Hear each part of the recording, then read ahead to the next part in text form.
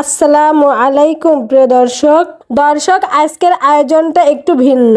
আজকের আয়োজনে আপনাদের সাথে কোনো খাবার রেসিপি শেয়ার করব না। আজকের আয়োজনে বাচ্চাদের জন্য সর্দি কাশি প্রতিরোধ করতে খুবই কার্যকারী একটি ঘরোয়া টিপস শেয়ার করব। কারণ এখন শীতকাল আর এই সময়টা সর্দি কাশির প্রবণতা অন্য সময়ের তুলনায় একটু বেড়ে যায়। তখন যদি এই রেমেডিটি তৈরি করে বাচ্চাদের খাওয়ানো হয় তাহলে 3 থেকে 4 দিনের মধ্যে ইনশাআল্লাহ সুস্থ হয়ে যাবে। সাধারণ সর্দি কাশি হয় শিশু থেকে শুরু করে যে কোনো বয়সী মানুষের সর্দি কাশি বা ঠান্ডা লেগে থাকে। তুলসী পাতা মহা ওষুধ, আর এই তুলসী পাতার গাছ সবার বাড়ি কম বেশি থাকে। তো যাই হোক, সেখান থেকে আমি এইটুকু পরিমাণ তুলসী পাতা নিয়ে নিচ্ছি। এবার এই তুলসী পাতাগুলোকে ধুয়ে নিচ্ছি।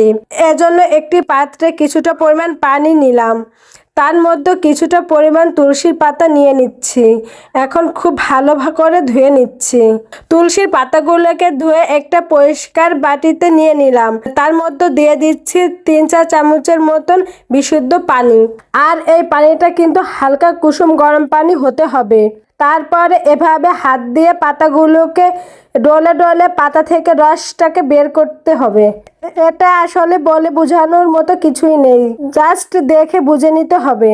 তো যাই হোক, এই তো পাতাগুলোকে আমি হাত দিয়ে রসটাকে বের করে নিচ্ছি। এবার পাতাগুলো থেকে রসটাকে খুব ভালো করে চেপে চেপে বের করে নিব। তারপর এর মধ্যে যে ছোট ছোট পাতা রয়েছে সেগুলোকে তুলে নিব।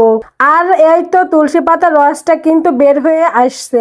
দর্শক, এখানের বিষয়টা একটু লক্ষ্য করে শুনবেন। আপনার বাচ্চার বয়স যদি 6 মাস থেকে 1 বছর হয়, সেক্ষেত্রে আপনারা 1 চা চামচের মতন তুলসীর পাতার রস নেবেন আর 1 চা চামচ মায়ের বুকের দুধ এই রসের মধ্যে মিশিয়ে বাচ্চাকে খাওয়াবেন। আর যে বাচ্চারা বয়স 1 বছরের উপরে, সেক্ষেত্রে আপনারা 2 চা চামচের মতো তুলসীর পাতার রস নেবেন আর 1 চা চামচের মতো মধু, খাঁটি মধু নেবেন। তারপরে মধু আর তুলসীর পাতা খুব ভালো করে মিশিয়ে বাচ্চাকে খাওয়াবেন। দর্শক, 1 বছরের নিচে বাচ্চাদের ক্ষেত্রে মধুটা এজন্য নিষেধ করা হয়, কারণ মধুর মধ্যে অনেক ধরনের ব্যাকটেরিয়া থাকে যেটা কিনা 1 বছরের নিচে বাচ্চারা হজম করতে পারে না, তাদের অ্যালার্জির মতন সমস্যা হয়। তো এই রেসিপিটা যদি আপনার বাচ্চাকে 4 থেকে 5 দিনের মতন খাওয়াতে পারেন তাহলে কিন্তু ইনশাআল্লাহ বাচ্চাদের সর্দি কাশি ভালো হয়ে যাবে।